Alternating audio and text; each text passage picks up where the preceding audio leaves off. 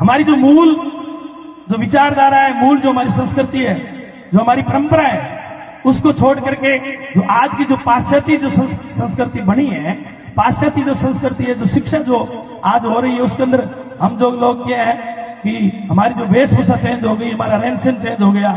और सबसे बड़ी बात जो है, मैं आपको कहना चाहता हूं, युवाओं से निवेदन करना चाहता हूं कि आपने हमारी परंपरा को छोड़ करके मुगलों की परंपरा को आपने धारण कर लिया। जो ये युवा जो लोग हैं दाढ़ी रख करके कट लगाते हैं, ये कट हमारा नहीं था। आपको सोचना पड़ेगा हम किस दिशा में जा रहे हैं, हमारी परंपराएं क्या थी, हमारी संस्कृति क्या थी। हम अपने आप जो दूसरों की जो परंपरा है उसको अपने जीवन में धारण कर रहे हैं, अपनी परंपरा को छोड़ करके। तो ये बहुत गलत लगता है। किस तरह की आपकी संस्कृति, आप क्या करना चाहते हो समाज के अंदर, किस तरह की आप कटिंग करवाते हो, किस तरह आप दाढ़ी रख करके कट लगा करके। ये जो आज से भारत आजाद हुआ उससे पहले जब मुगलों ने भारत में शासन किया, तो उन मुगलिया सियासत के अंदर जो लोग अपनी वेशभूषा रखते थे, उस वेशभूषा को आज हम धारण कर रहे हैं। हमें ये सोचना पड़ेगा कि हम सनातन परंपरा से, तो सनातन ही नहीं, हमारी जांबानी संस्कृति से हम आते हैं। तो जांबानी में क्या है, हमें ये चीजें जो हमें सोचना पड़ेगा। और यह विशेष करके मैं युवाओं से निवेदन करता हूं कि भाइयों, हाथ जोड़ के निवेदन है आपका कि आप अपने जीवन को सुधारो, नशे से दूर रहो और हमारी संस्कृति को आप अपनाओ और अपने समाज को अपनाओ, समाज की जो परंपरा है उसको अपनाओ और समाज के साथ मिल करके चलने की कोशिश करो। तब हमारा ये समाज है, ये उज्जवल और भविष्य समाज, बहुत ही सुंदर समाज बनेगा। तो हमें अति सुंदर और पवित्र समाज का निर्माण करना है, तो हम कुछ बातों का अपने जीवन में धारण जरूर करना पड़ेगा, तब जाकर के हम अपने समाज को सुधार सकते हैं। और दूसरी बात कि गुरु महाराज जाम्बू जी ने शब्द में कहा कि पहली क्रिया आप कमाइए तो और दूसरे ने फरमाइए। ये जो माइक है ना, माइक है, ये माइक की भी एक बीमारी है। कुछ लोगों को बोलने की आदत है, वो लोग माइक पे आके बोल देते हैं, जो भी अपने मन से बोल देते हैं। लेकिन उनको सोचना है कि मैं मेरे जीवन में मैंने क्या क्या काम किया है, मैं क्या क्या मैंने कर्म किए हैं। वो लोग नहीं सोचते हैं, मंच पे आके ज्ञान दे देते हैं। लेकिन सबसे बड़ी बात जो है, गुरु महाराज ने क्या कहा कि पहले अपने जीवन में धारण करो।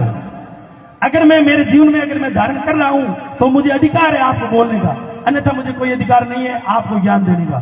तो मैं उन बंधुओं से, जो भी वो बंधु है, वो अपने जीवन में सोच ले, अपने मन में सोच ले कि मैंने क्या पाप किया, मैंने क्या कर्म किया, या मैंने जीवन में या समाज में आज तक क्या किया है, और मुझे बोलने का अधिकार है या नहीं है, मुझे मंच पे बैठ करके लोगों को समझाने का अधिकार है या नहीं है। क्यों कि हम नशा करते हैं और उस मंच पे जाकर के लोगों को बोलते हैं भाई नशा नहीं करना चाहिए।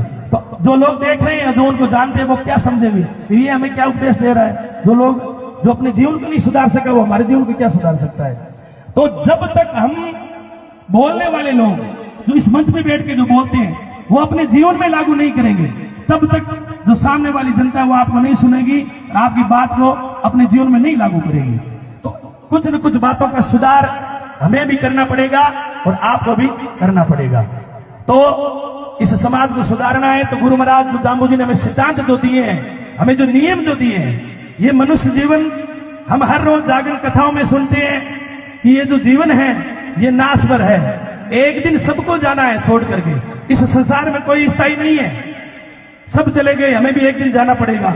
लेकिन जो व्यक्ति अपने जीवन में आकर के अच्छा कर्म करता है, शुभ कर्म करता है, भगवान के बताए हुए रास्ते पे चल करके, गुरु महाराज जाम्बू जी ने जो बातें बताई है शब्दवाणी के माध्यम से, 29 नियमों के माध्यम से, उन बातों को अपने जीवन में लागू करता है, जीवन में धारण करता है और अपने परिवार पे लागू करता है, वो ही जीवन है, वो उत्तम जीवन माना गया है, वो ही विष्णुई उत्तम विष्णुई माना गया है।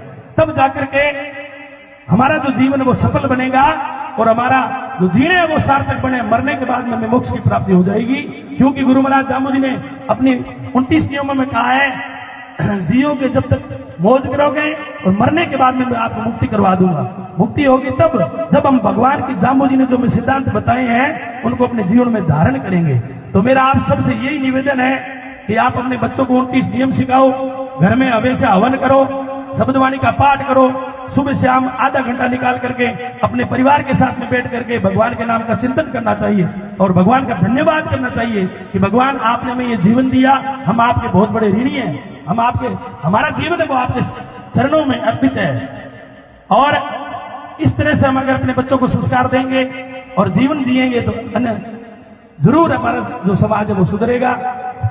वैसे तो समाज में किसी तरह की कोई कमी नहीं है, लेकिन कुछ बातें जो है आज हम संस्कारों से दूर होते जा रहे हैं। मैं पूछना चाहता हूं, मैंने देखा भी है कि पहले हर घर में हवन होता था। हमारे जो बुजुर्ग साफे वाले लोग बैठे हैं ना, ये हर घर में पहले हवन करते थे। सुबह जल्दी स्नान के बाद में हवन और हवन के बाद में आगे का काम करते थे। और रसोई में माताएं बहनें पहले चूल्हा चौका जलाती थी तो स्नान करके अंदर बढ़ती थी, और गाय को अगर दूधी थी तो स्नान करके गाय माता के पास जाती थी। लेकिन आज हमारा ये हो गया है कि हम लोग 10 बजे तक स्नान नहीं करते हैं। तो सर्वप्रथम गुरु महाराज जाम्बू जी ने स्नान की बात बताई।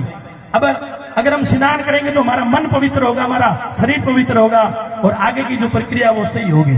तो ज्यादा नहीं कहते हुए मैं आप सभी से निवेदन करता हूं कि आप बुरा मत मानना। ये बातें जो है गुरु महाराज जाम्बू जी ने बताई है, उन बातों को अगर अपने जीवन में मानेंगे तो हमारा जीवन है वो सुखद बनेगा, और हमारा जीवन सुखद बनेगा तो हम आने वाले जीवन है जो हमारा कल्याण होना निश्चिंत है। तो भगवान की बातों को अपने जीवन में उतारें और समाज के हित के लिए काम करें।